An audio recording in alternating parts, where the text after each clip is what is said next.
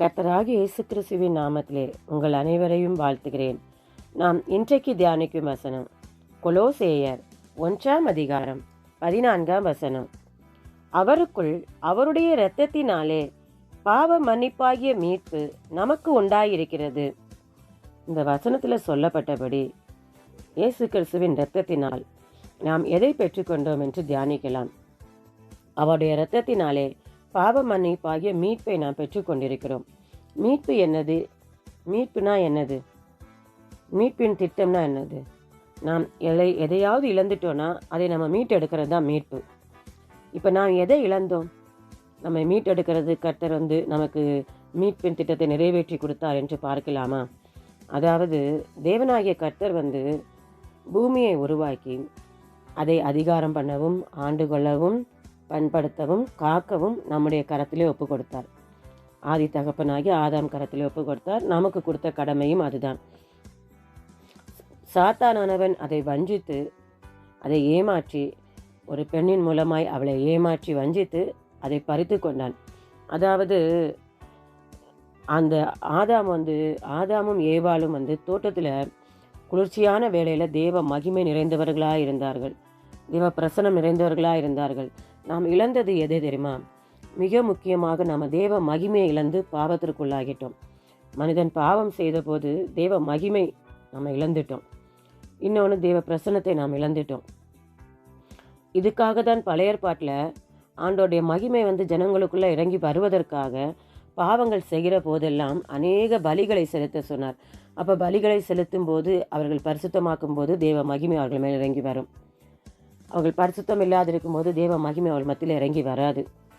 இப்படி அநேக பலிகளை செலுத்தி கொண்டே இருந்தார்கள். ஆனால் அந்த பலிகள் எல்லாம் அவங்கள பூரணப்படுத்தவே இல்லை. அதனால தான் கர்த்தர் தம் ஒரே பேரான குமாரனை, அவரை நமக்கு பலியாய் ஒப்பு கொடுத்த நிமித்தம், அவருடைய விலையேற பெற்ற அந்த இரத்தத்தின் நிமித்தம் அந்த மகிமையை நாம் மீண்டும் பெற்றுக்கொள்ளும்படியாய், அதாவது வந்து போகிற மகிமை அல்ல, நிரந்தரமான மகிமையை நாம் பெற்றுக்கொள்ளும்படியாய் நமக்கு ஒரு மீட்பை அதிலிருந்து நமக்கு நிறைவேற்றி கொடுத்தார். எப்படின்னு பார்த்தீங்கன்னா, பழைய ஏற்பாட்டில் அநேக பலிகளை செலுத்தும் போது மகிமை இறங்கி வரும். ஜனங்கள் மத்தியில் பாவம் பெருகும்போது மகிமை அவளை விட்டு கடந்து போயிடும்.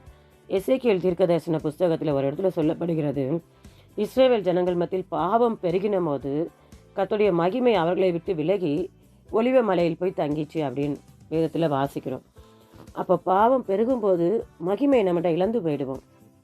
நம்ம பாவம் பெருகாமல் பரிசுத்தமாக இருக்கும்போது தேவ மகிமை நம்ம கூடவே இருக்கும். அதனால தான் பாவமில்லாத அந்த பரிசுத்த கர்த்தராகிய இயேசு கிறிஸ்து நமக்காக நாம் இழந்து போன மகிமையை நமக்கு மீட்டு கொடுப்பதற்காக சிலுவையில் அவர் மரித்தார்.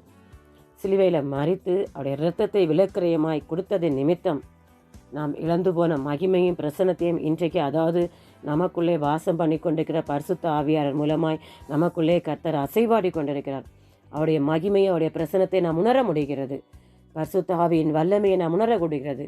இதே தான் நமக்கு கர்த்தராகிய இயேசு கிறிஸ்து அவருடைய இரத்தத்தினாலே மீட்டு, நம்முடைய பாவங்களை மன்னித்து, பரிசுத்தப்படுத்தி, நம்மை கழுவி, நம்ம இழந்து போன மகிமையும் பிரசன்னத்தையும், நமக்கு விலையேற பெற்ற பரிசுத்த ஆவியையும் நமக்கு கொடுத்து, அந்த தேற்றரவாளன் என்றென்றைக்கும் நம்மோடு கூட இருக்கும்படி கர்த்தர் நமக்கு இன்றைக்கு மீட்பின் திட்டத்தை நிறைவேற்றி கொடுத்திருக்கிறார்.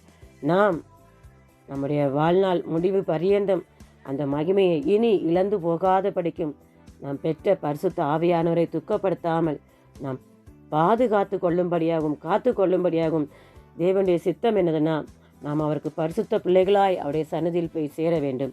அந்த பரிசுத்த பிள்ளைகளாய் அவருடைய சந்நிதியில் நாம் சேரும் சிலாக்கியத்தை பெறும்படியாகும் கர்த்தருடைய கருத்தில் நம்மை ஒப்பு கொடுப்போமா? நாம் ஜெபிப்போம். அன்பின் பரலோக பிதாவே, உம்மை நன்றியோடு துதிக்கிறோம், சோத்தரிக்கிறோம் தகப்பனே. இந்த வேளையிலும் தகப்பனே ராஜா, நீர் அப்பா தகப்பனே சிலுவையிலும் உம்முடைய இரத்தத்தை முழுவதுமாய் சிந்தி நீர் எங்களுக்கு தகப்பனே பாவங்களை மன்னித்து எங்களுக்கு நீர் மீட்டு கொடுத்த மீட்பின் மகிமையை ராஜா, உம்முடைய மகிமையை, உம்முடைய வல்லமையை, விலையேறப்பட்ட பரிசுத்த ஆவியானோரை தகப்பனே நாங்கள் தகப்பனை துக்கப்படுத்தாதபடிக்கு ராஜா, வேதனைப்படுத்தாதபடிக்கு தேவனே உமக்கு பிரியமான பிள்ளைகளாய் வாழ விரும்புகிற பரிசுத்தத்தை காத்துக்கொண்டு வாழ தேவன் தாமே எங்களுக்கு ஒத்தாசையாய் உறுதுணையாக இருக்கும்படியாய் ராஜா, உம்முடைய தயவுள்ள கரத்தில் எங்களை ஒப்புக் கொடுக்கிறோம். இந்த உலகத்திலே தகப்பனே பரிசுத்தமாக வாழ்வது கடினமாக இருந்தாலும் தேவன் எங்களுக்கு துணை நின்று எங்களை வழிநடத்தும்படியாய் ஜெபிக்கிறோம் அப்பா. நீர் பெரிய காரியங்களை செய்து வழிநடத்துவீராக. கர்த்தராகிய இயேசு கிறிஸ்துவின் நாமத்தினாலே ஜெபிக்கிறோம் நல்ல பிதாவே, ஆமேன். கர்த்தர் உங்களை ஆசீர்வதிப்பாராக.